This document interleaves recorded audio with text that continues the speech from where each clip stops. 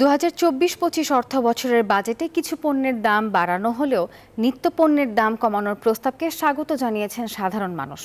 তবে LED light, mobile call rate ও ইট সহ বিভিন্ন খাতে দাম বাড়ানোর খবরে হতাশ তারা।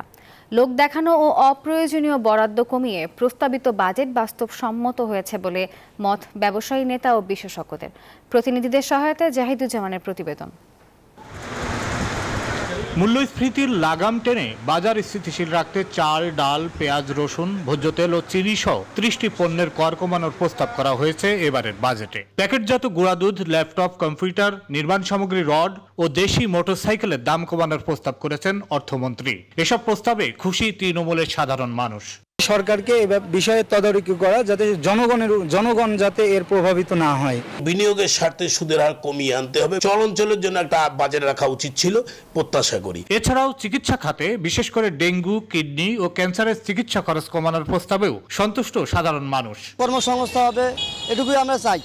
আমরা কোনো বাজেটটা যে বুঝি না, গরিব মানুষ। খাদ্যদ্রব্য এবং ওষুধের দাম কমানোর জন্য এই বাজেটকে আমি স্বাগতম জানাই। মূল্যের দাম নিয়ন্ত্রণে আনার জন্য সরকারের পদক্ষেপ গ্রহণ করা দরকার। এদিকে বাজেটে সিগারেট, মোবাইল ফোনের সিম কার্ড ও কল রেট, কোমল পানীয় ও energy drinks, AC, fridge, LED bulb ও ইটের দাম বাড়ানোর যে প্রস্তাব করা হয়েছে তা পুনর্বিবেচনা করার দাবি জানিয়েছেন অনেকে।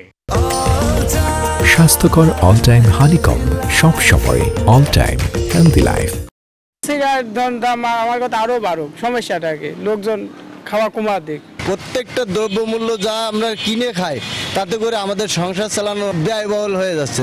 যশোর অঞ্চলের বাজেটে আমাদের একটু বিশেষ স্থান দেওয়ার জন্য আমি বিশেষভাবে অনুরোধ করব। বাজেটের আকার যেমন বাস্তবসম্মত হয়েছে, তেমনি লোক দেখানো ও অপ্রয়োজনীয় বরাদ্দ কমানো হয়েছে বলে মত দিয়েছেন অর্থনীতিবিদ ও ব্যবসায়ী নেতারা।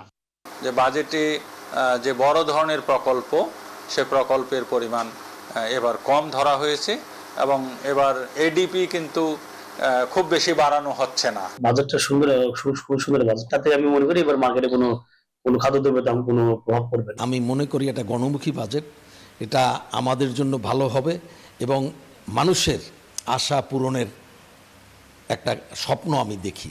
প্রপারলি যদি আমরা আমাদের যে কারেন্ট সিচুয়েশনটিকে ওভারকাম করতে হয়, তাহলে কিন্তু আমাদেরকে আমাদের যে ট্যাক্স টু জিডিপি রেশিও এটা অবশ্যই বাড়াতে হবে। বিনিয়োগ যদি না বাড়ে, শিল্প যদি সৃষ্টি না হয়, কর্মসংস্থান যদি না হয়, আমরা যদি শুধু ট্যাক্সের উপর প্রেসার দিই, তাহলে কিন্তু এটার সুফল ঠিকমতো আসবে না বলে আমি মনে করি।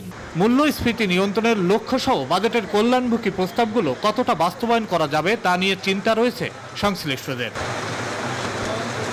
জাহিদুজ্জামান, নিউজ 24।